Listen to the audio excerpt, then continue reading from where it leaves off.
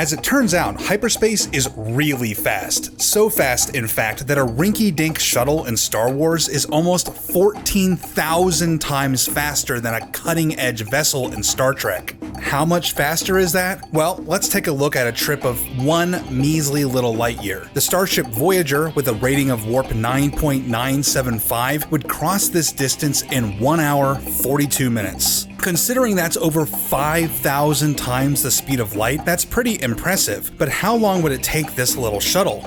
Half a second. Not much of a comparison. But how did I get those numbers for hyperspeed? Well, love it or hate it, The Last Jedi finally gives us some fairly concrete distances and times by which to calculate hyperspeed, which might ultimately bring some meaning for you to the Canto Bight fetch quest. Poe, Finn, and Rose hatch a harebrained scheme to fetch a codebreaker from the Casino City Canto Bight located on planet Cantonica. In the canon visual dictionary for The Last Jedi, we can actually see the location of this world relative to the Resistance fleet. It's pretty far away, but even with only 18 hours of fuel left before the fleet can no longer keep out of range of Snoke's Star Destroyer, the trio finds this plan to be viable, which means a few things. Firstly, and most importantly, the trip to Cantonica from the Resistance fleet could be expected to last shorter than half of the remaining time, which puts the trip below 9 hours. But they needed time to find the codebreaker and time to disable the tracker on Snoke's Star Destroyer, so giving at the very least 1 hour for each of these tasks, the trip could probably be expected to last more like 8 hours, at the very most. So the galaxy in Star Wars is at least 100,000 light years across, which means that if we compare this distance to the diameter of the galaxy, Cantonica is approximately 65,000 light years from the Resistance fleet. So that means that this shuttle, which is really just the cockpit section of one of those transports from The Force Awakens, is capable of traveling close to 65,000 light years in 8 hours, or 8,100 light years per hour. To put that into perspective with Star Trek's warp speed, to cover 8,100 light years, it would take the Starship Voyager 13,800 hours, or 1.5 years. So this thing is almost 14,000 times faster than a cutting-edge vessel in Star Trek, at least, because we know that traveling through hyperspace ain't like dust and crops, boy.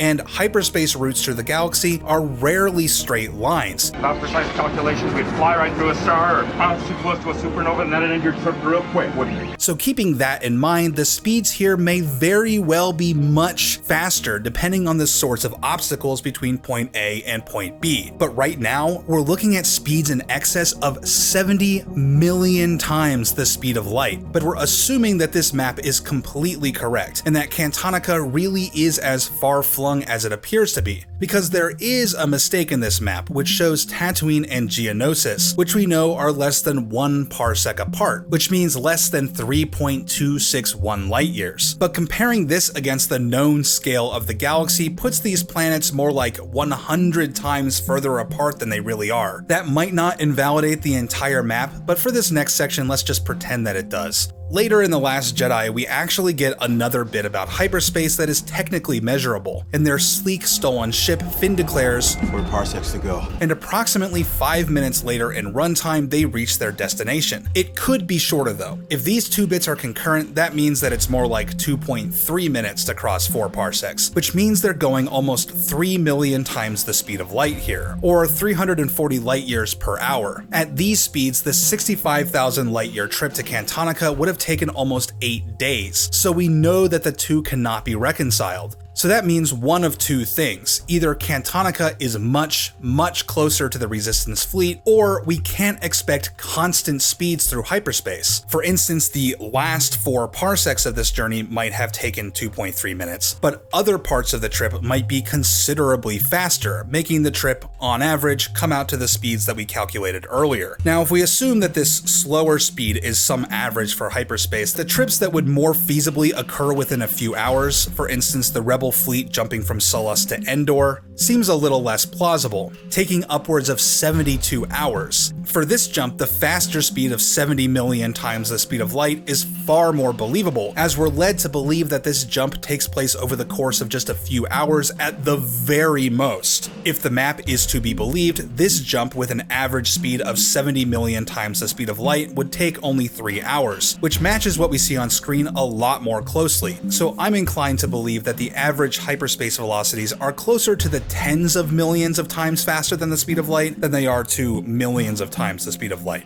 So with these speeds, you could feasibly cross the entire galaxy in just over 12 hours. Now, what remains unclear is how these numbers stack up to different hyperdrive classes. It's commonly understood that hyperdrives are classed in such a way that the lower the number, the higher the speed. A class 1 hyperdrive is considered the benchmark speed, whereas a class 0.5 would be considerably faster. Should make 0.5 past light speed.